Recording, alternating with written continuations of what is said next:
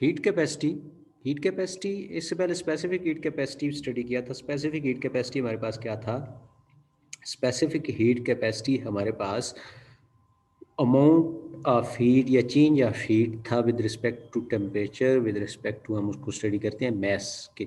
जब जो change of heat है वो मैस के ऊपर भी डिपेंडेंट होता है, मैस को भी वो देख रहा होता है और साथ उसके वो टेम्परेचर भी उसके अंदर चेंज हो रहा होता है। लेकिन जब हम हीट कैपेसिटी की बात करेंगे तो heat capacity of a body is the quantity of thermal energy, heat energy absorbed by it for 1 Kelvin increase in its temperature। Heat capacity वो amount of energy, heat energy होगी जब कोई body heat absorb करता है और उसका temperature increase होकर 1 kelvin change आ जाता है उसमें, इसको हम बोलते हैं हीट कैपेसिटी। ये स्पेसिफिकली क्या है? हीट चेंज हुई, हीट एनर्जी मिली बॉडी को और बॉडी का टेम्परेचर चेंज होना शुरू हुआ और वो temperature kelvin, 1 kelvin, 2 kelvin, 3 kelvin, मतलब जितना हीट चेंज होता जा रहा है इतना ही उसका टेम्परेचर चेंज होता जा रहा है।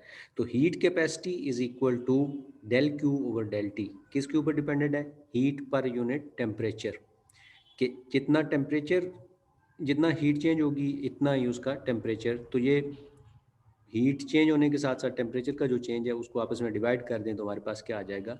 Heat capacity. अब हम पीछे जब चेंज ऑफ हीट का एक फार्मूला जो स्पेसिफिक हीट कैपेसिटी की फॉर्म में हम पढ़ के आए थे वो क्या था? C M del T. तो ये वाली जो इक्वेशन हमारे पास बनी डेल क्यू की, लास्ट वाले टॉपिक से हमने फार्मूला उठाया सी एम डेल टी, यहाँ पे पुट किया। हमारे पास डेल टी नीचे मौजूद है, डेल टी और डेल टी दोनों एक दूसरे के साथ कैंसिल हो गए, तो हीट कैपेसिटी का फार्मूला हमारे पास बना M C, mass into specific heat capacity. Specific heat capacity of a body is equal to the product of its mass of a body and its specific heat capacity। जो water है उसकी specific heat capacity कितनी है? 21,000। 5 kg जो water है उसकी specific heat capacity कितनी होगी? 21,000 जूल पर केल्विन। इसी तरह जो अमाउंट लेंगे उसको मास को मल्टीप्लाई कर देंगे specific heat capacity of that substance, that is called heat capacity of object. मतलब जित 1 kg मैस होगा तो उसको 1 kg के साथ मल्टीप्लाई कर देंगे, 2 kg मैस होगा तो उसको 2 के साथ, 3 kg होगा तो 3, जितने kg अमाउंट ले रहे हो उसको उसकी ऑब्जेक्ट की स्पेसिफिक हीट कैपेसिटी जो भी है, एल्यूमिनियम है तो उसकी अपनी एक स्पेसिफिक हीट कैपेसिटी का टेबल हम पीछे पढ़ चुके हुए हैं। उसमें आइस है तो आइस की अपनी, कॉपर है, सिल्वर है, जो भी ऑब्जेक्ट है, जो भी सब्सटेंस है उसकी अपनी एक स्पेसिफिक हीट कैपेसिटी की वैल्यू है, उसको मल्टीप्लाई कर देंगे मैस के साथ तो हमारे पास क्या आ जाएगा? हमारे पास उस ऑब्जेक्ट की स्पेसिफिक हीट आ जाएगी। इसके बाद हम नेक्स्ट जो आते हैं change of state. Change of state क्या होता है कि हमारे पास एक फॉर्म से दूसरी फॉर्म में जो मैटर है हीट एब्जॉर्ब करते हुए वो चेंज हो जाता है। जैसे पानी होता है तो पानी के अंदर से हीट आप एब्जॉर्ब करना शुरू करो, एक टाइम के बाद वो आइस में चेंज हो जाएगा। अब आइस है तो आइस को टेम्परेचर आपने उसको देना शुरू किया तो आहिस्ता आहिस्ता आहिस्ता आहिस्ता वो लिक्विड फॉर्म में चेंज हुआ। अगर टेम्परेचर इसी रेशो से बढ़ाते जाएं और उसका जो टेम्परेचर है वो 100 हो जाए तो क्या हो जाएगा? वो गैसियस फॉर्म में चलना शुरू हो जाएगा। तो कुछ लिक्विड ऐसे होते हैं कि कुछ ऑब्जेक्ट ऐसे होते हैं सॉलिड जो डायरेक्ट क्या करते हैं, लिक्विड में जाए बगैर चले जाते हैं गैसियस फॉर्म में। तो वो कुछ एक दो मटेरियल्स हैं। तो यहाँ पे हम जो चीज़ों से स्टडी कर रहे हैं कि हम एक स्टेट से दूसरी स्टेट में जाना, फिर दूसरी से तीसरी स्टेट में, ये एक स्टेट में है तो उसको टेम्परेचर चेंज की वजह से वो दूसरी स्टेट में चला जाता है, तो वो चेंज ऑफ स्टेट यहाँ पे स्टडी हो रही है। यहाँ पे जो इम्पोर्टेंट टॉपिक्स हैं ये दो, latent heat of fusion. Latent heat of fusion क्या है?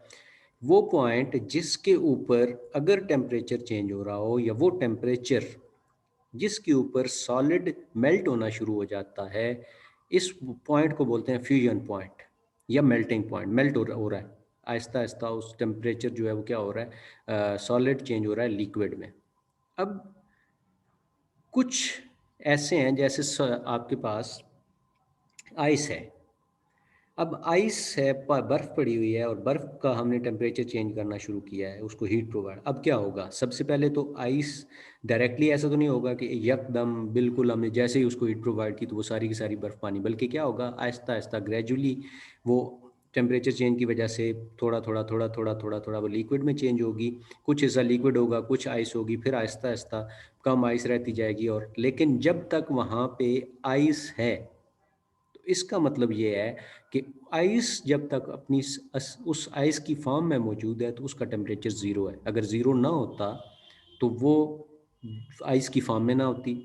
अगर उसका टेम्परेचर ज़ीरो अभी स्टिल मौजूद है तो तभी वो क्या है, आइस है, हीट एब्जॉर्ब कर रही है, लेकिन वो 0 सेल्सियस पे, उसका टेम्परेचर चेंज नहीं है, उसकी स्टेट चेंज हो रही है लेकिन टेम्परेचर उसका एक है।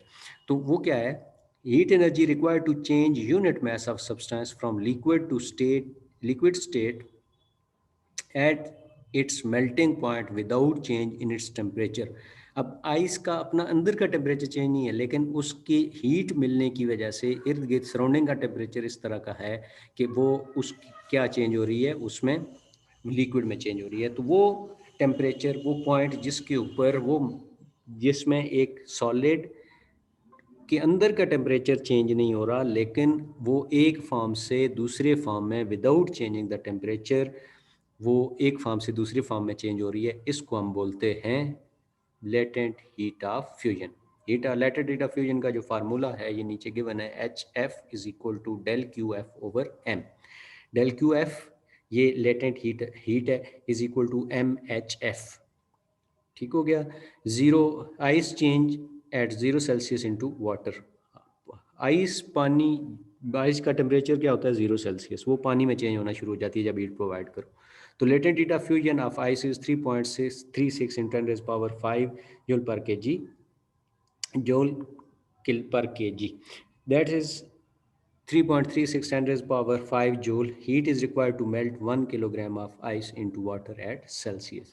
हमें 3.36 इंटू 10⁻⁵ joule चाहिए होती है 1 kg के मैस को कन्वर्ट करने के लिए 0 सेल्सियस के ऊपर। ठीक है। लेटेंट हीट ऑफ फ्यूजन क्या है? लेटेंट हीट ऑफ फ्यूजन वो हीट है, वो चेंज ऑफ हीट है कि जिसके ऊपर बॉडी का, ऑब्जेक्ट का या उस स्टेट में मैटर का अपना इंटरनल टेम्परेचर तो चेंज ना हो रहा हो, लेकिन उसकी फॉर्म एक फॉर्म से दूसरे फॉर्म के अंदर चेंज हो रही है, उसको बोलते हैं लेटेंट हीट ऑफ फ्यूजन। इसी तरह आते हैं हम next, latent heat of vaporisation. यहाँ पे वेपर्स का फॉर्म यूज हुआ है वर्ड, तो वेपर्स का मतलब है वेपर्स बन रहे हैं।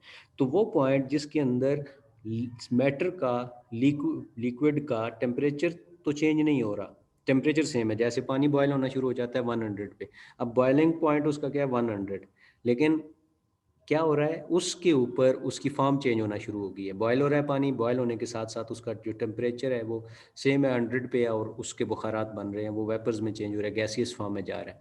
तो when heat is given to the liquid at its boiling point, its temperature remain constant. Temperature क्या रहता है? कांस्टेंट। जब उसको प्रोवाइड करते हैं हीट, किसके ऊपर? उसके बॉइलिंग पॉइंट के ऊपर, तो टेम्परेचर कांस्टेंट रहता है। The heat given to the liquid at its boiling point is used to change its state. वो जो हीट उसको प्रोवाइड कर रहे हैं वो उसकी स्टेट को चेंज करने के लिए है, उसका टेम्परेचर चेंज करने के लिए नहीं है। और वो लिक्विड से किस में, गैसियस फॉर्म में चला जाता है। The quantity of heat that change in unit mass of a liquid completely into a gas at its boiling point without any change in its temperature is called latent heat of vaporization। वो amount of heat जो change करता है unit mass को completely, किससे? Liquid से gas में, उसके temperature के अंदर चेंज किए बगैर, उसको हम क्या बोलते हैं? Latent heat of vaporization. H V is equal to del Q V over M. Del Q V change of vaporization, heat change for vaporization जो है उसका formula del Q V is equal to M H V. जब पानी को boil किया जाता है तो वो बॉयल होना शुरू हो जाता है 100 सेल्सियस पे under standard pressure. It's temperature remain 100 से until it change completely into steam. उसका टेम्परेचर हमेशा क्या रहेगा? कांस्टेंट रहेगा 100 पे, जब तक वो कम्प्लीटली चेंज नहीं हो जाता, किस में? स्टीम में या गैसियस फॉर्म में। इस पॉइंट को क्या बोलेंगे, सॉरी इस प्रोसेस को क्या बोलेंगे? Latent heat of vaporisation. तो ये था आज का हमारा टॉपिक। मिलेंगे एक नए टॉपिक के साथ, तब तक के लिए अल्लाह हाफिज़।